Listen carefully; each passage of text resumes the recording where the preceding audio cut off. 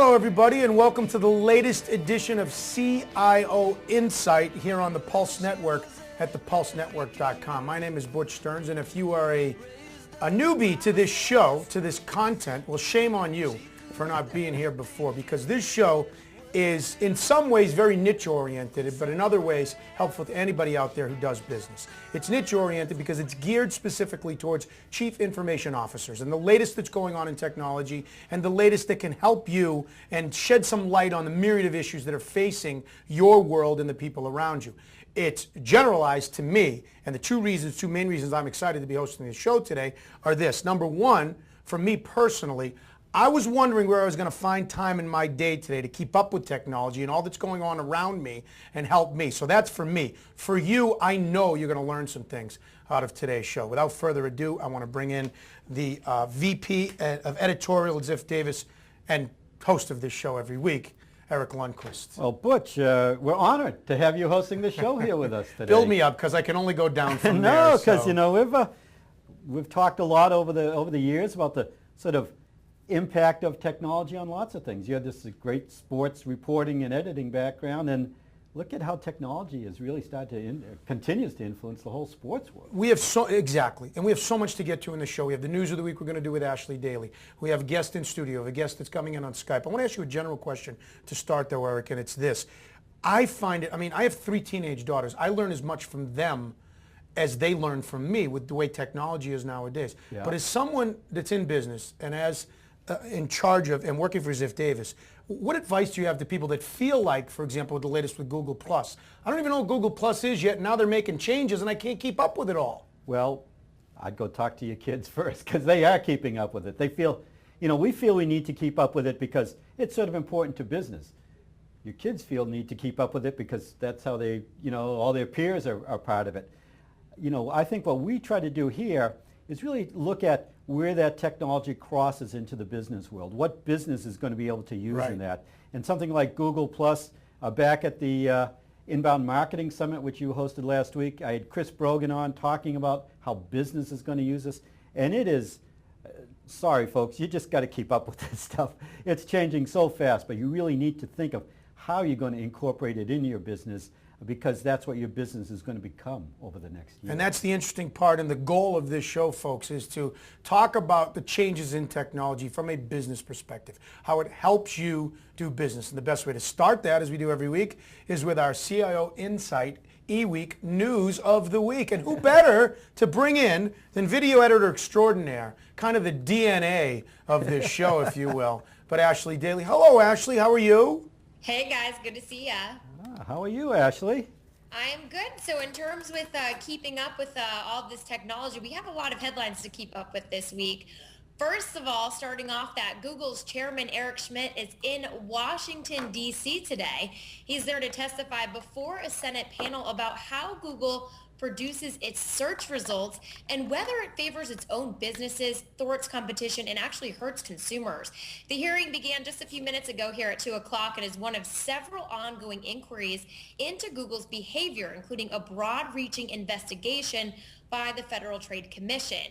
Now, antitrust scrutiny has intensified since Google has expanded into new businesses like comparison shopping, local business reviews, and travel search, where it competes with the same websites that it actually indexes in its search engine.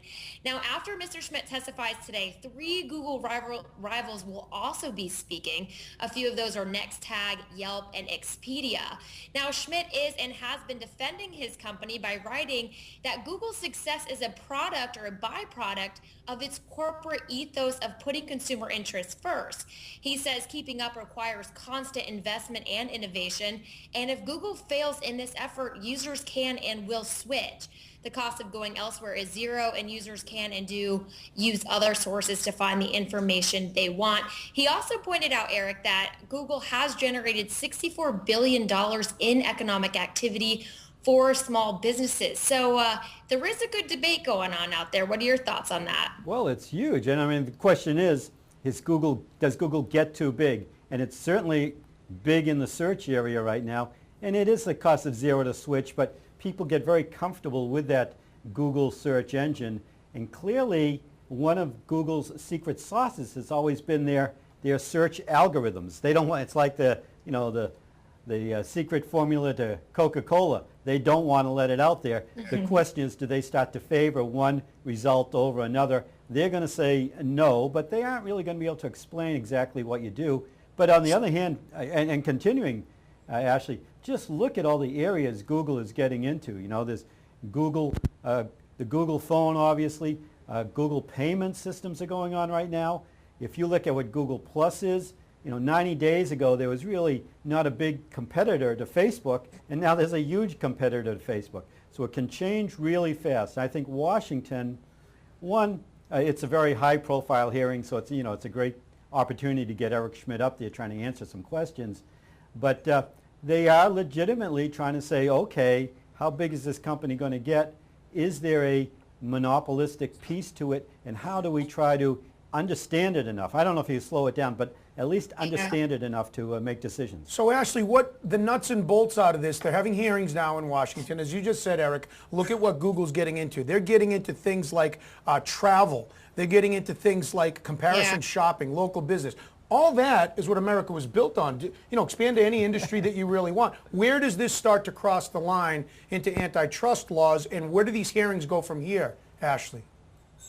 Well, Butch, it's kind of one of those things. If you look at why they're defending themselves, they're saying that, listen, the internet is open. It's open to the public, and it's open to choices. If you don't want to be on Google and you want to go to Orbitz because Google isn't meeting your needs, you can easily click. And that's Google's whole argument here.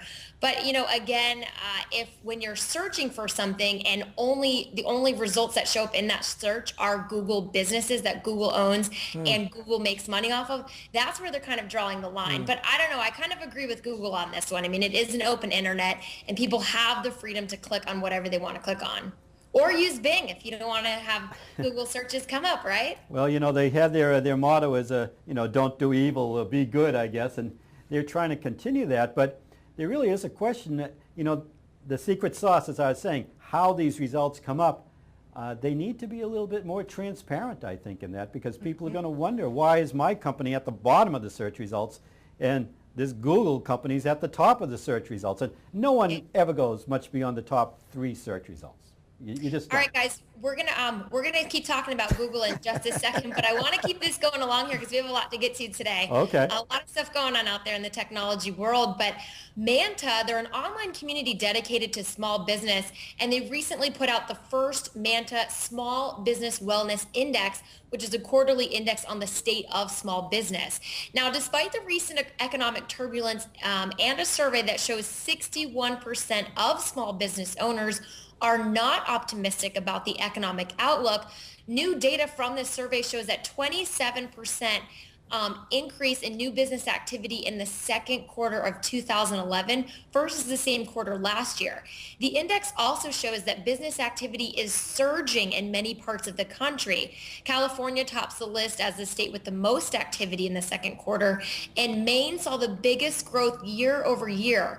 The survey also found businesses focused on extending the life of existing products are on the rise, and repair businesses have seen an increase year over year as well. Now, in addition, there's momentum in the e-commerce, IT outsourcing category, and the electronics industry has also seen a lift in activity. So this is really just some positive outlook for businesses that I wanted to share today, because sometimes all we hear is the negative. Well, and it's, one thing I think people have forgotten or they've missed is that as you've had, the recession and you've had all the layoffs, there's been a lot of companies that have started up, sort of by force sometimes, but it's 1 and 2 people got together, they came up with an idea, could be on the web, could be a repair business. Those businesses take a couple of years to get traction, so let's assume that it was around 2008, 2009 they started. The ones who have made it, I think, are starting to grow, Butch. I actually see small business, medium business having an opportunity that they didn't have a year ago. Well, I would add one thing into this. With the state of the economy, it has actually led people to make the leap because they've lost jobs. Not because they wanted to necessarily. Right, Yeah. to try and find other opportunities and maybe pursue their dream, or maybe open up that ice cream shop that they were talking about forever. Yeah, well, Pulse Networks, as it goes bigger and bigger, That's right. This is a startup too. So That's right. That's a good point, Ashley. Yeah. Now, as we were talking about before, I know you guys are really excited about these next two stories, for both involving Google. But first, the first digital wallet has hit the marketplace. So Google Wallet is now here. Now, this is a digital wallet that will let you pay for purchases at the cash registers of participating retailers by using your phone like a plastic credit card. Now, the new payment device promises to replace traditional payment methods, but it only works with an underlying Google prepaid card or Citi MasterCard credit card. Google Wallet will soon, however, be available to employ Amex, Discover, and Visa cards in the near future. It is currently only available to Sprint Nexus S4G through a software update. And if you guys want more information, definitely check out the Google Wallet page. You can plug in your zip code to find out which businesses in your area it works for. And I plugged in mine just to test it out, and there's a lot around me, like such as CVS, Einstein Bagels. So it is available and is ready to use as of today. So definitely something to check out. And then, Eric, we also talked about membership or Google Plus, because membership is now open to the public. Now, the company also made its search engine available from within the social network, so that's kind of unique. But really how businesses can benefit from Google Plus is through the Hangouts feature. Now, this is where up to 9 people can link up and chat with a user on video through camera-equipped smartphones powered by Google's own Android software. Now, it's not available on the Apple iOS yet, but it is coming soon. And what's really cool, the coolest feature probably about this Hangouts feature, is that a user can also host an online broadcast, recording a session and then broadcasting it live for public access online. Now, tell me how many salespeople you see using this, because I see a whole lot.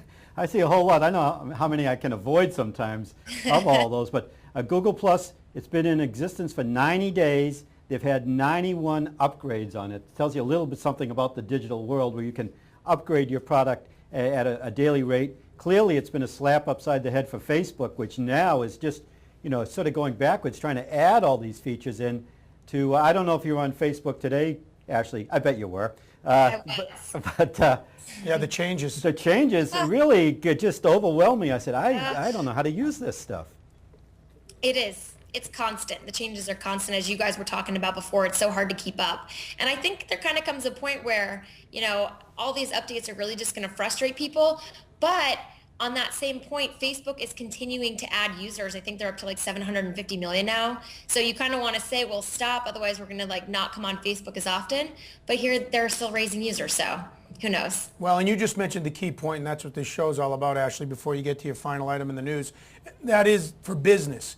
And Google Plus for business. So you talk about sales, you talk about marketing, the ability to go out and have multiple people in a conversation, to record it, to do things industrial, internal, to do it out B2B or B2C. I mean, and then add Facebook into this. It's amazing where it's going. It's hard to keep up with it all.